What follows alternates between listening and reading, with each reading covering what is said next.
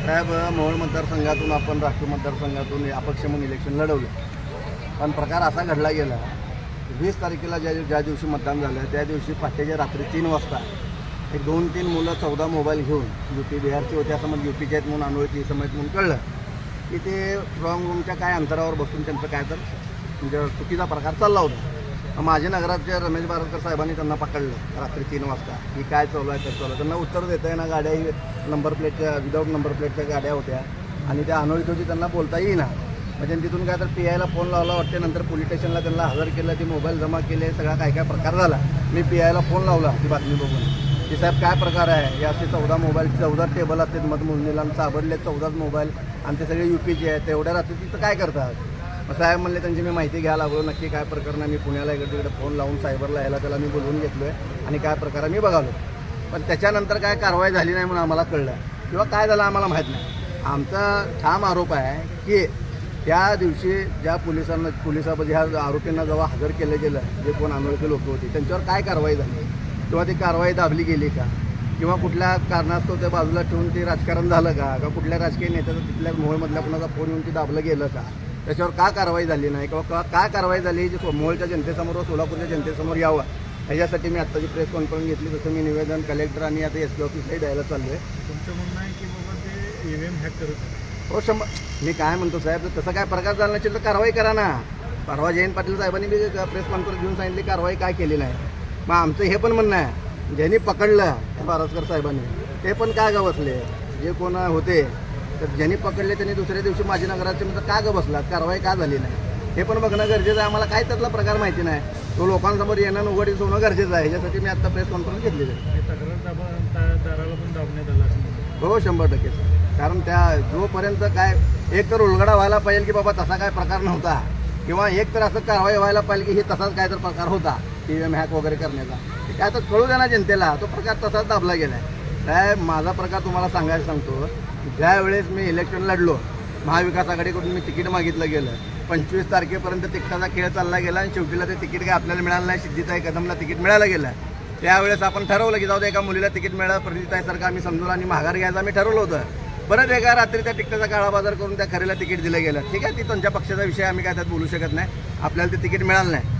मग त्या प्रकार असा गेला माझं सर्वांना सांगणं आहे मोहोळमधील जनतेला आणि सगळ्यांना, काय लोकांनी असं सांगितलं की बाबाला साहेबांनीच उभा केलं आहे का किंवा क्या आमदार कोण माने त्यांनीच उभा केलं आहे का। साहेब मला एक सांगा, जर कोण मला उभा केला असतं तर एवढं मी अपक्ष तेवढ्या ताकदीनं लढलो असतो का। आणि विचार करण्याची गोष्ट आहे, ज्यावेळेस मला अपक्ष लढला कोण पाठिंबा दिला का म्हणून सांगतात किंवा कोण उभा केला का म्हणून सांगते, तर यशवंत मानेचा हा जो मुद्दा आहे, जो जातीचा दाखला होता जो त्यांनी सबमिट केला, त्याच्यावर सगळ्यात जास्त बाईट मी दिला, सगळ्यात जास्त मुद्दा मी उचलला।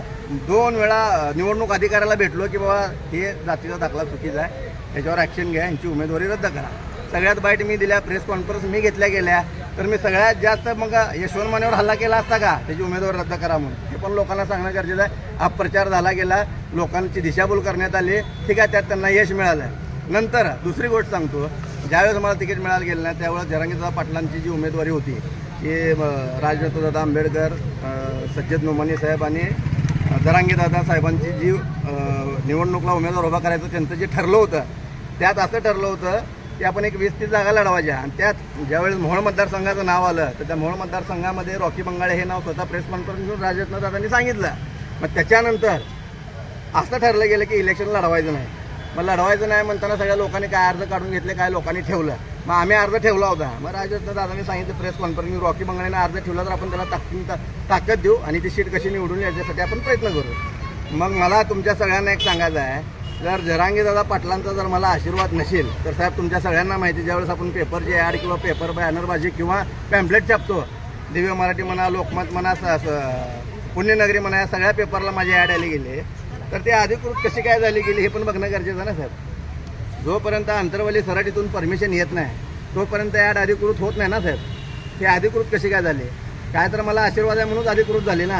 फक्त काय प्रकार केला गेला साहेब, ह्या लोकांनी विरोधकांनी जनतेची दिशाभूल केली आणि अपप्रचार करण्यात त्यांना यश आलं। पण ठीक आहे, यावेळेस यश आला असेल, पुढच्या वेळेस आम्ही सोडणार नाही। जिल्हाधिकारी म्हणतात EVM मध्ये कनेक्टिव्हिटी नाही, हॅक होऊ शकत नाही, त्याला वायफाय वगैरे काय कनेक्टच होऊ शकत नाही, तर कसं हॅक होऊ शकतं? साहेब मी काय त्यातला जास्त तज्ज्ञ नाही. एकच प्रश्न केला आहे नाना पटोले साहेब म्हणा किंवा सगळ्यांनी विरोधकांनी किंवा जनतेने की 76 लाख मतं जी वाढली गेली ती कशाच्या जोरावर वाढली गेली, कसे वाढले गेले, त्याचे व्हिडिओ दाखवा, त्याचे पुरावे दाखवा, काय एवढाच प्रश्न आहे. आणि आमचाही प्रश्न तीच आहे. काय मला काय त्या EVM मधलं जास्त नॉलेज नाही. माझा सगळ्यात महत्त्वाचा मुद्दा आजचा हीच आहे की जी लोकं सापडली होती 14 मोबाईल सहित अनोळखी रात्री 3ला, कंपनीची लोकं 3ला रात्रीचा फिरू शकत नाही, थांबू शकत नाही. त्याची कारवाई काय झाली हा एकच माझा महत्त्वाचा प्रश्न कशी वाढली मतं तुम्हाला काय कशी वाढली म्हणायचं? ह्याच्यासाठीच प्रेस घेतलो साहेब मी की आम्हाला दाखवा काय कारवाई झाली, आम्ही खरंच हारलोय का EVM मुळे हारलोय हे बघण्यासाठीच आजची प्रेस आहे साहेब.